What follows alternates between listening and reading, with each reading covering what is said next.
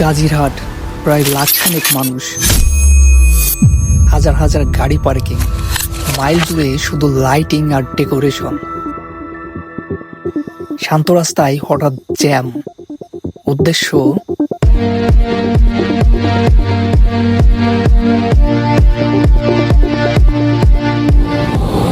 Inter খুলনার ভেতরে সব থেকে বড় কালী পুজো সেলিব্রেশন হয় এখানে। পুজো বাদেও ঘুরেছিলাম নড়াইল কালিয়ার দুই একটা লোকেশনে। অনুষ্ঠান দেখতে যে হঠাৎ খেলাম পুলিশের ধরা। তো হঠাৎ কিভাবে কি হয়ে গেল, চলুন শুরু করা যাক আজকের ভিডিওটি। Let's wonder with Sidhu, a new blog. আবারও বেরিয়ে পড়লাম কালিয়া নড়াইলে গাজীরহাটের কালী পুজো দেখার উদ্দেশ্যে। বেরিয়ে পড়ি নিজ এলাকা থেকে খুলনা জেলখানা ঘাটের দিকে, কিন্তু ইজি বাইক চালকের কথা অনুযায়ী নেমে যাই আব্দুলের মোড়ে। যেহেতু পুজো দেখতে প্রচুর মানুষ যাচ্ছে, তাই গাড়িতে সিট না পেয়ে দাঁড়িয়ে পড়তে হয় আব্দুলের মোড় থেকে। কিন্তু এভাবে দাঁড়িয়ে যাওয়াটা আমার কাছে আরো বেশি এনজয়েবল ছিল।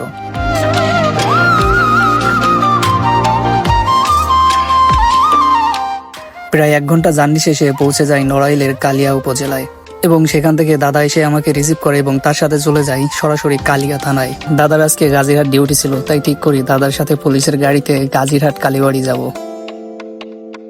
শুরুতেই বলেছিলাম মাইল জুড়ে শুধু ডেকোরেশন। হ্যাঁ, এখানে প্রধান আকর্ষণ গাজীরহাট কালীবাড়ি থাকলেও এখানে ফুল গাজীরহাট জুড়ে ছোট বড় অসংখ্য পুজোর প্যান্ডেল আছে।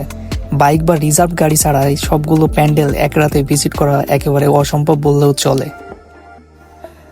যেতে যেতে হঠাৎ গাড়ি থামাতে হয়, কারণ সামনে প্রায় আধা কিলোমিটার জুড়ে শুধু জ্যাম। তো অবশেষে উপায় না পেয়ে গাড়ি থেকে নেমে যেতে হয় এবং দাদা তার ডিউটি পালন শুরু করে দেয়।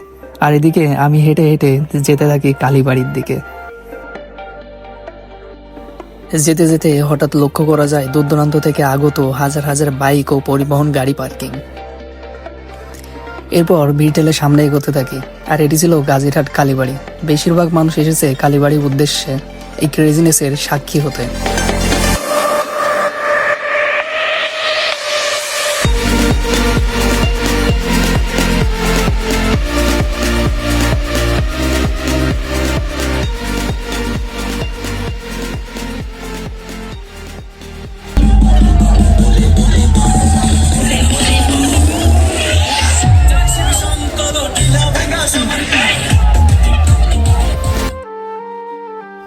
অনেকেরই হয়তো অজানা, এখানে কালীবাড়ি বাদেও আরো অন্যান্য মন্দির রয়েছে, যেখানে কালীবাড়ির মতোই অনেকটা আনন্দ উল্লাস করা হয়ে থাকে।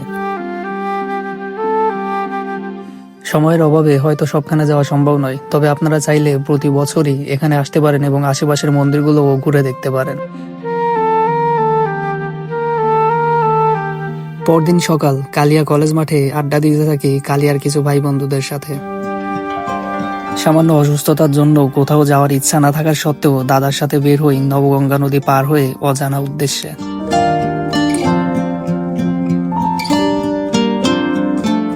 কিছুক্ষণ চা বিরতির সাথে আমি আর দাদা এই গোধূলিকে এনজয় করতে থাকি। আবারও ছুটে চলি নবগঙ্গার ওপারে নড়াইল কালিয়ার কোনো এক অজানা গন্তব্যে।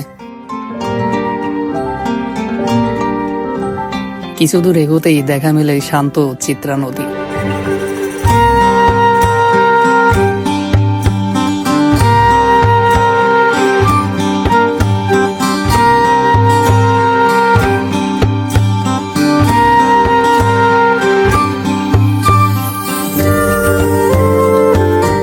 এরপর একটা লোক পাশের একটা গ্রামের নামযজ্ঞের ঠিকানা দেয়।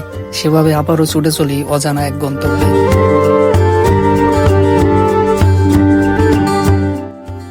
অনেকটা ভেতরে হলেও বেশ ভালোই লাগছিল নাম না জানা এই নামযজ্ঞের পরিবেশটা।